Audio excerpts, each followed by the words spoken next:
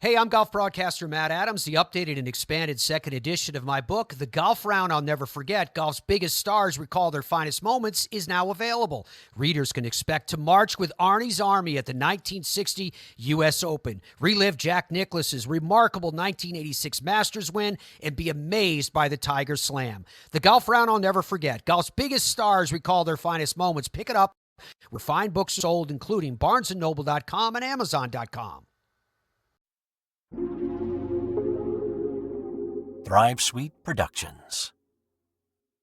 And welcome to another edition of This Day in Sports History. It's January 6th, and 30 years ago on this day, Nancy Kerrigan was assaulted as she was leaving Cobo Arena in Detroit, setting off one of the most bizarre stories in sports history.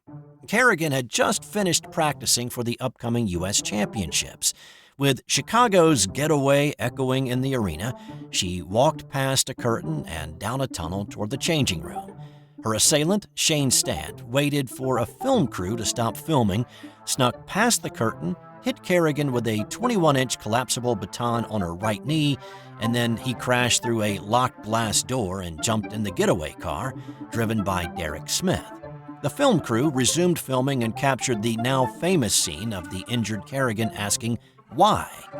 It didn't take long to find the answer to that question, but about 2 months to unravel the entire mystery. The U.S. Women's Figure Skating Championships were a day away, and the attack was to eliminate Kerrigan from the competition and clear a path for Tonya Harding to win the title. Kerrigan suffered a severely bruised knee and a torn tendon from the attack, which kept her from competing. Harding won gold the next night and qualified for the Winter Olympics to be held in Lillehammer, Norway in February. 5 days after that, on January 12th, Sean Eckert, Harding's bodyguard, confessed that he was involved in the planning of the attack with Harding's ex-husband Jeff Gillooly. On January 27th, Gillooly confessed to being the mastermind of the attack, but also implicated Tonya in the planning.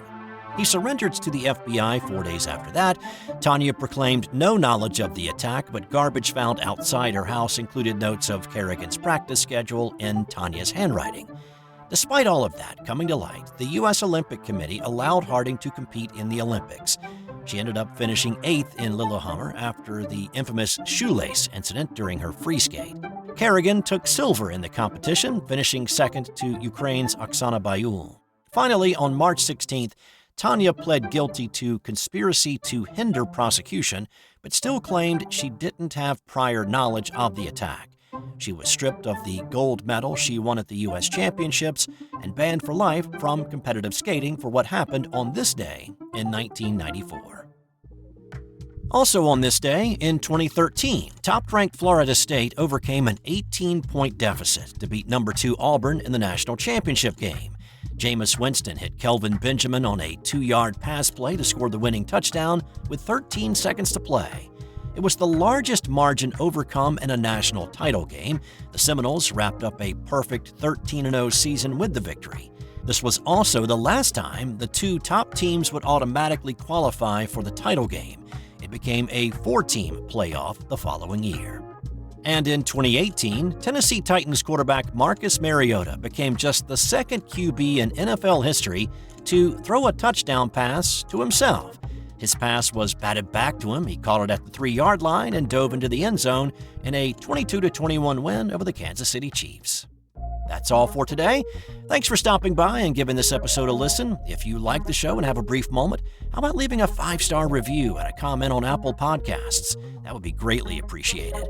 Also, check out the show notes for other ways to help the show. Have a great rest of your day, and I'll be back tomorrow with another This Day in Sports History.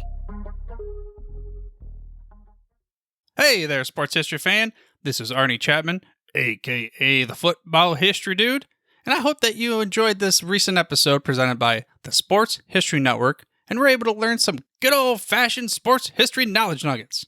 I started the Sports History Network back in 2020 with the mission to help podcasters find a community of like-minded sports history nerds, as well as helping aspiring podcasters to start their own shows.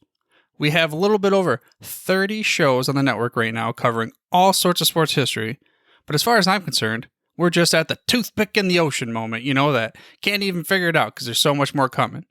we wanted to create the ultimate headquarters for sports yesteryear, starting with Podcast Network and our website, but we're going to continue to move into other mediums as well. And here's the cool part, because we want you to be part of our team.